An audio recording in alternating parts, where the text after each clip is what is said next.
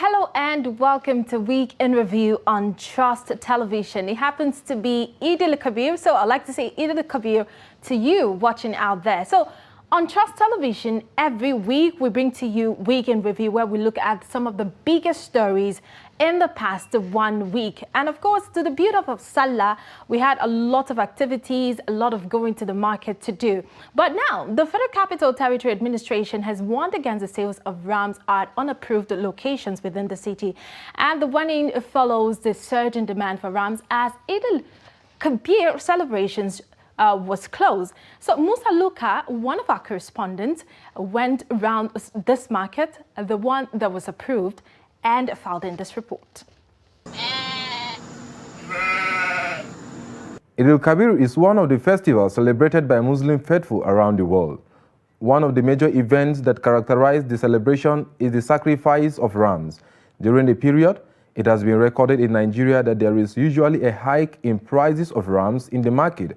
This hike, due to increased demand, makes sellers to resort to using unapproved locations like street and roadside to ply their trade because of easy accessibility and target market.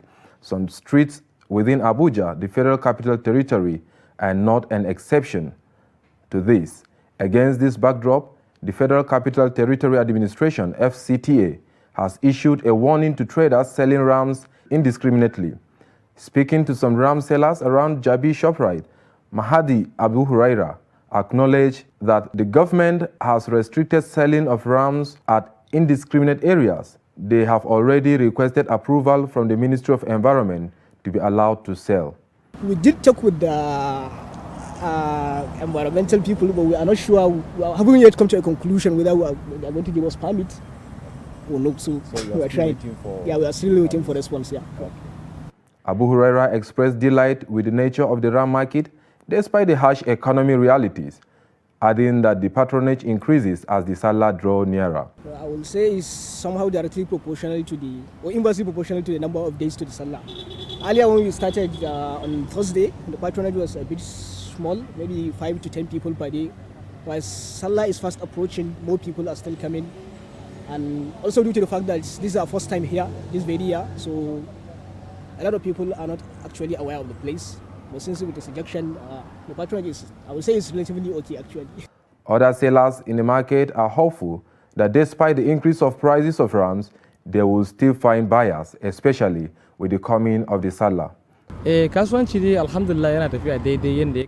thank Allah for patronage. Yes, we have few challenges, but basically it's the restriction by government and also security challenges. The government is yet to give us full 100% go ahead to sell rams here. Our rams are cheap. They ranges from 40,000 to 150,000 depending on the size. Those that have the means used to buy 2 to 3 and even give other people there. Musa Luka Musa, Trust TV News.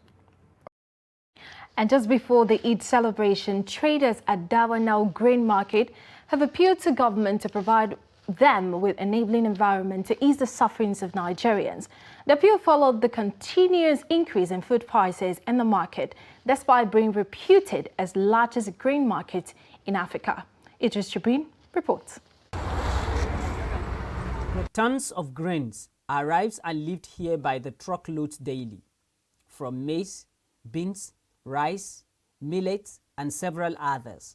These food crops are collated from different parts of the country and transported to many parts of Africa. Honestly, there are several countries in Africa where we take our grains from here.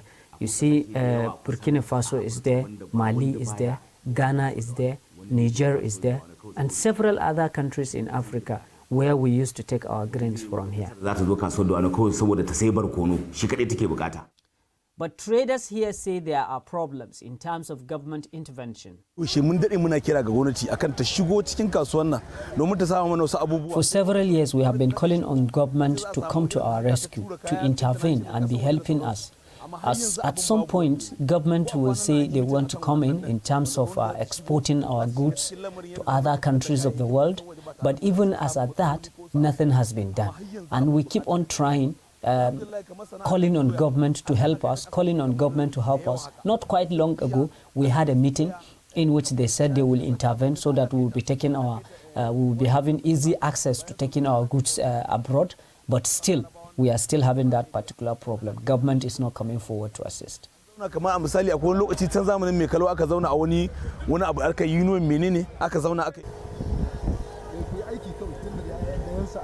Inside the Wanao yam section, trucks loaded with yam heading to some countries in Africa. Market unions say yam is even exported to Saudi Arabia from Kano. Ana kawo doya daga jihar Plateau. Akwai wacce ake kawo daga Nasarawa. Well, we used to get yam from Plateau, Nasarawa, Benue, Niger State, among other states in the country. And when it comes here, we also used to take it from here to, let's say, from here to Zamfara, Sokoto, Katsina, Kebbi, Jigawa, and several other states in northern Nigeria. In fact, Dawanau here is the base. Wherever you plant a yam across this country, it must come to Dawanau before we begin to distribute it to other states and even to other countries. We used to take yam to even Saudi Arabia from here, to Mali, to Chad, to Niger Republic, several other countries of the world. We used to take yam from this Dawanau market to those countries and states in Nigeria.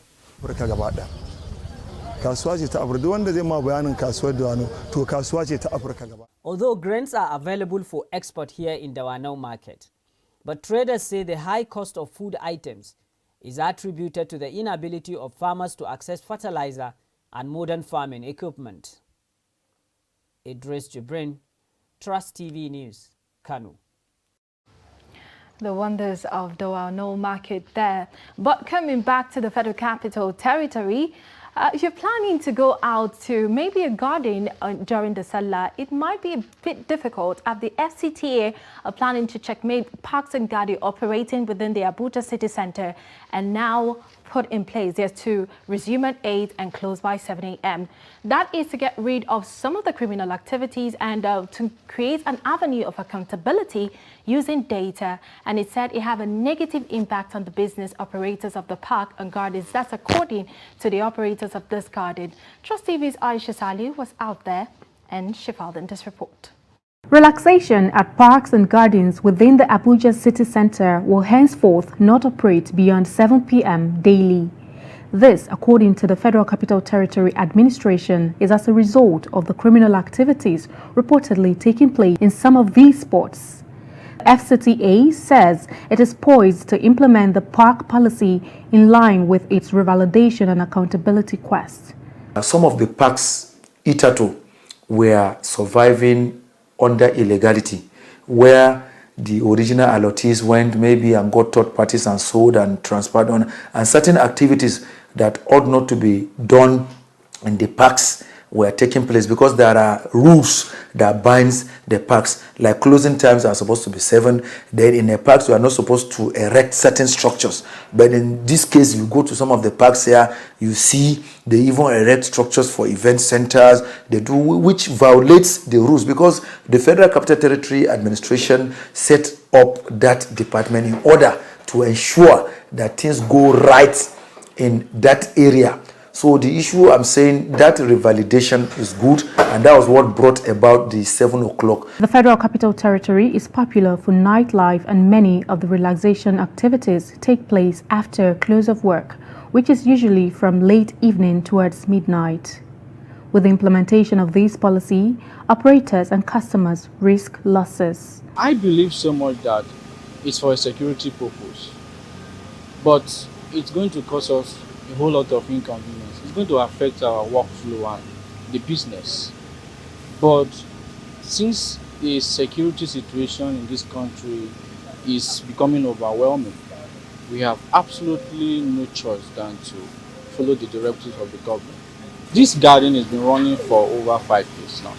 And ever since we've been in this business, we've never had any experience of such We don't do drugs, we don't sell drugs, we don't accommodate drugs addicts as a matter of fact.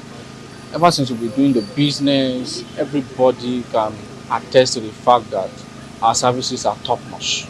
As the city adjusts to the parks policy, parks and gardens operators who fail to open and shut their businesses from 8 a.m. to 7 p.m. risk being sanctioned in accordance with the new provision. Aisha Salihu, Trust TV News, Abuja.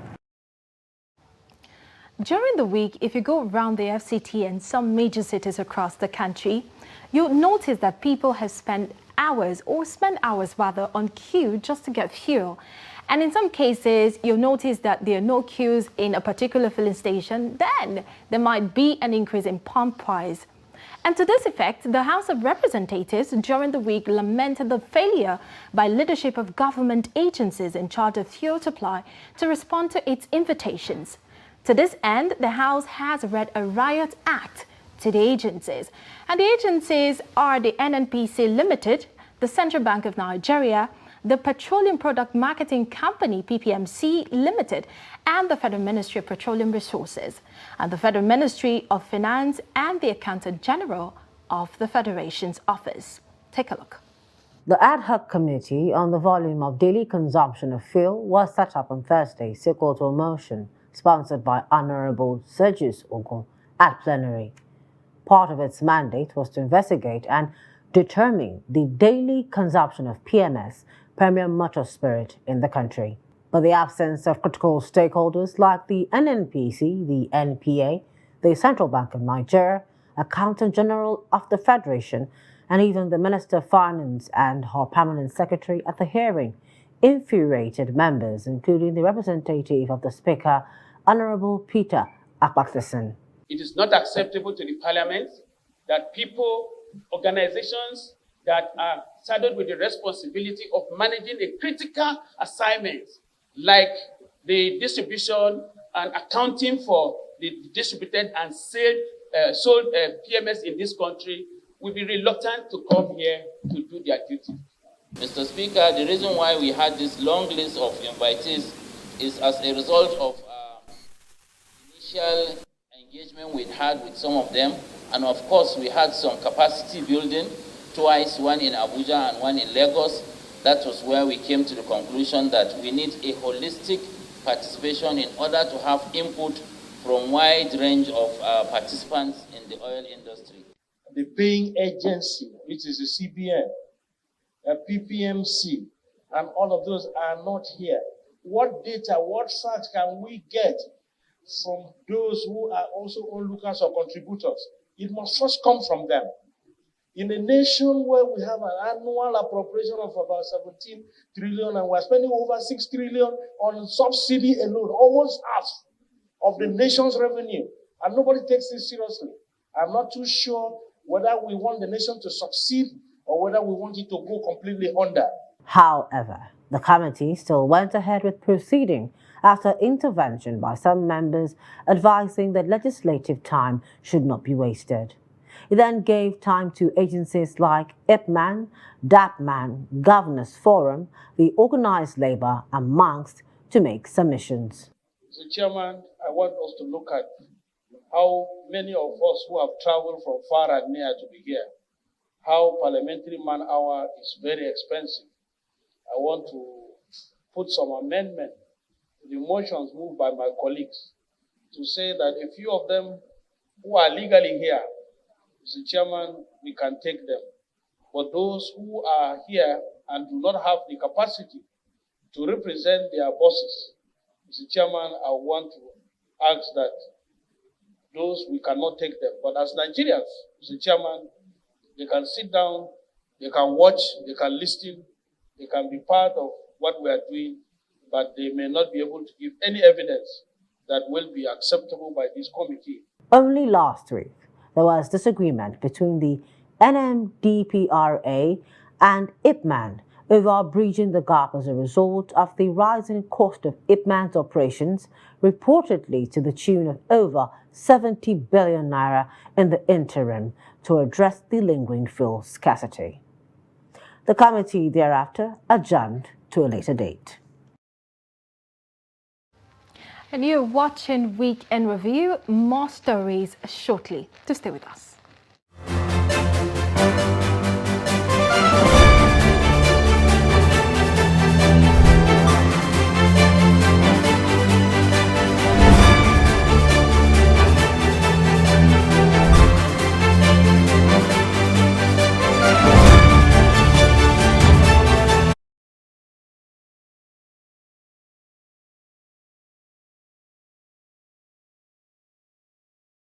Welcome back and thank you for staying with us. You're still watching Week in Review on Trust Television. And in case you just missed some of our updates on our news bulletin during the week, this is another opportunity for you to catch up. And now moving to our other updates, it's very sad development that, during the week, a 23-year-old lady, Mercy Jeremiah, was shot dead around the Tudunwada village of Lugbe, Abuja. And Mercy, according to reports, was shot in the stomach by an armed robber after she raised alarm that she was being attacked by thieves around 6:30 in the morning while she was on her way to work. I was there in that community, and this is what I found out. It was a sad day not just for Mercy's family, but the entire Judu community, as the news of her death threw almost everyone who have come across her into mourning. Mercy, before her death, lived with her elder brother in this house, situated in the Judu community, a few meters to Tudunwada, Lugbe.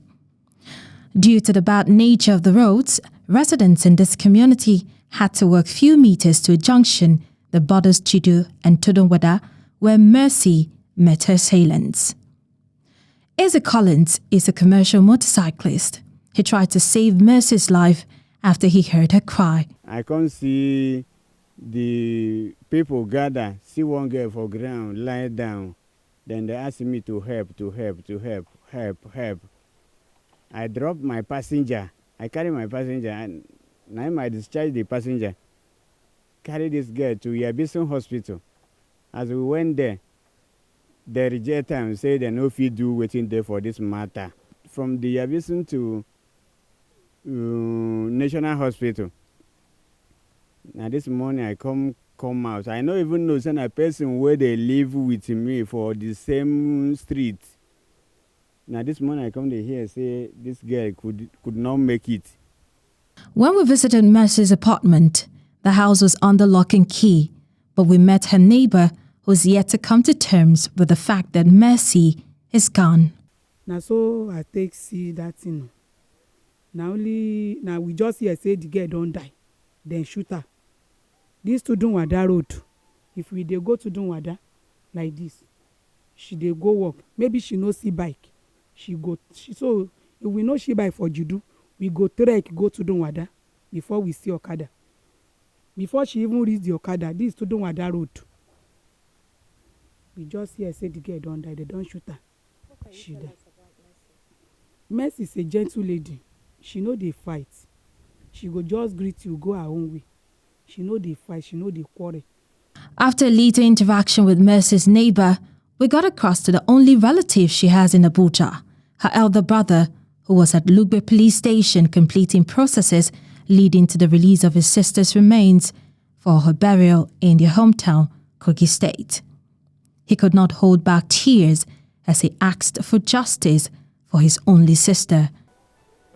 Those people said when they came out, they saw the guy who murdered her running across into the bush. They were shouting, but nobody because it was drizzling a little and the road was somehow scanty. So then, before I would get to the mortuary to see her lie in the code of blood, my sister was murdered and she could not even tell me bye-bye. She could not even tell me, brother, bye-bye before. And I'm looking onto the government and onto everybody who can come to my rescue and my assist to bring my sister justice. Justice. That's all I'm looking for.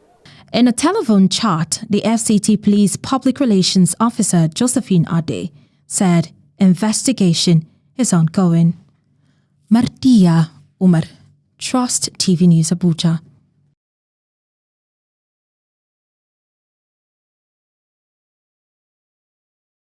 And now to electoral matters during the week. The Independent National Electoral Commission INEC office in Igboeze North local government area of Enugu State was raised by arsonists, and the office situated at the council's headquarters in Ogurute was set on fire late Sunday night, and the affected building was razed to the ground.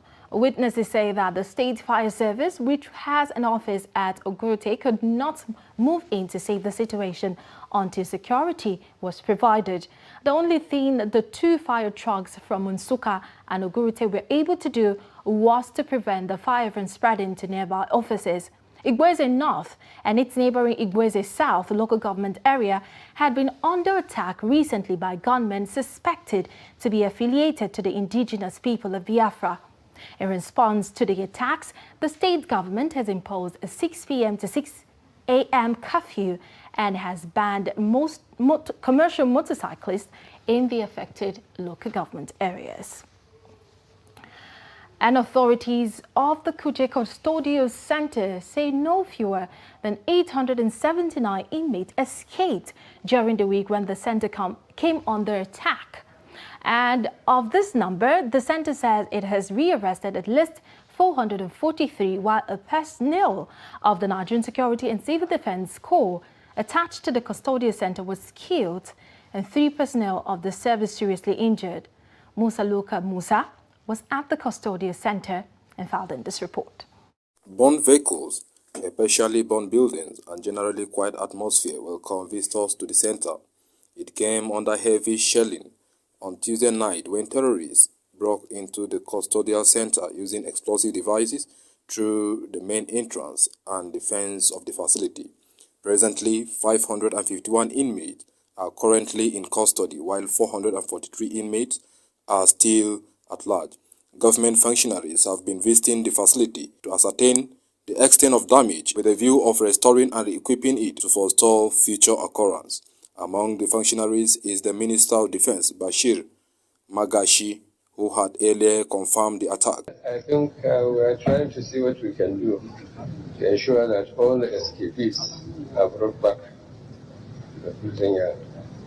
And I think the prison is accommodating about 994 inmates, and SKP about, we have about 600 already inside now. Following shortly was the Permanent Secretary, Ministry of Interior, Shuaibu Belgore, and the FCT Minister, Musa Bello, accompanied by the Goma of Kuje, Al-Haji Haruna Tanko Jibrin. At least we have retrieved about 300 out of about 600 that got out of the prison cells. And the retrieval is going on. We received reports that there are still about 50-60 that have been intercepted somewhere just a little outside town here. The gallant officers that tried their best, and also to sympathize over the death bread of is a staple food for both rich and the poor. But rising price of bread is something that is giving the poor a nightmare. When Bakers Association contemplated strike over rising cost of production, many said more hardship will be inflicted on the poor. Salis Bala Mustafa Musa both reside in Bauchi, and the Du said price of bread has increased, but quantity and quality remain the same. Sit down too much, you don't lose too much because so kind things they always up for prison. Maybe today, maybe say tomorrow they will talk. Because you don't always happen steady like yesterday waiting solve yesterday. We did Junction prison. We did on Junction there, we just stand. Before we know, we just hear something like thing just explode quick. Dim, the first time, second one explode. Dim. Before we know, just hear soldier man say we begin run. Soldier man wait there, we supposed to go come prison to come begin the base. We too come begin the base. And so all of us come begin the run one day. For Nasiru Ibrahim and Isa Hassan, bread is one of the fastest food that people can eat at all times, especially during breakfast. According to them, Nigerian masses are in trouble if bread and snacks become delicacy only for the rich. I feel bad about it. For years now, I've been living in this Kuje. I hear insecurity, I hear about bomb, but I have never experienced such a thing like this. Meanwhile, the service says it will deploy its corrections information management system in synergy with National Identity Management Commission to track all fleeing inmates and return them to custody. It also confirmed that DCP Abba Kyari and other VIPs held in the facility did not escape, adding that some of the attackers were killed, with others escaping with gunshot wounds. From the Kuje prison, I am Musa Luka Musa, Trust TV. And meanwhile, the Islamic State of West African province, ISWAP, has claimed responsibility for the attack on Kuje Medium Security Custodial Center, in which over 600 inmates, including Boko Haram commanders, were released. The group claimed the attack in a 30-second viral video which showed the gunmen setting ablaze vehicles packed in the facility. The Kuje attack comes after a convoy of cars carrying the advanced team of security guards, protocol and media officers ahead of the president's trip to Daura for Salah came under a terrorist attack. And the relatives of the Abuja-Kaduna train attack victims on Wednesday during the week staged a peaceful protest demanding the release of their loved ones who have been in captivity for 100 days. And the protest commenced from Nepa roundabout to other streets in Kaduna metropolis. Civil society groups and trade union Congress participated in the peaceful protest, calling on government to rescue the remaining victims. What we are saying, free our people. What we are saying, free our people. Despite series of protests by the relatives of the abducted passengers and negotiations, about 50 people are still in captivity. Although a number of the abducted victims were released unharmed, the remaining abducted passengers are in danger following the recent threat by the abductors that they will start slaughtering the abductees should the negotiations fail to yield results. It is for this reason that the relatives and friends of the victims are calling to the government to, as a matter of urgency, secure the release of their relatives. And I'm here to talk about my auntie. She's the only person I have and no one I have. Please, government should help us and release them in Jesus' name. That's not been easy because during this rainy season, for you to be sleeping at home, even in your bed, the weather is too cold. Talk more of people that are in the bush. So you will not sleep. You just wake up and start crying and start praying. The trauma has been something else, honestly. We are still appealing to the government to please do all it can to bring our loved ones to us in no distant time. The prayed government will come up with a tangible and workable solution before it is too late. Today is exactly 100 days since our loved ones were abducted in the ill-fated AK-9 train attack. It was a journey of 2 hours that has turned to 100 harrowing days. We have been appealing to the government and security agencies in the last 100 days to rescue our loved ones. But so far, we have not seen much. We are calling on the government to do the needful. In as much as we are given the opportunity, you understand, to hear our views, we feel it is important. We feel it is imperative for the government to come to the aid of these people and they will hear their demands. Government is talking of everybody going to school. Children no longer attend to school now. Students don't go to school because of fear of being kidnapped or being killed. According to media reports, Ansaru Group said in an audio recording they will start killing the kidnapped passengers in 24 hours if the government failed to seek for their release. And on that note, we end this week's episode of Week in Review. Don't forget that you can join us next week, next time. Wait. Sorry.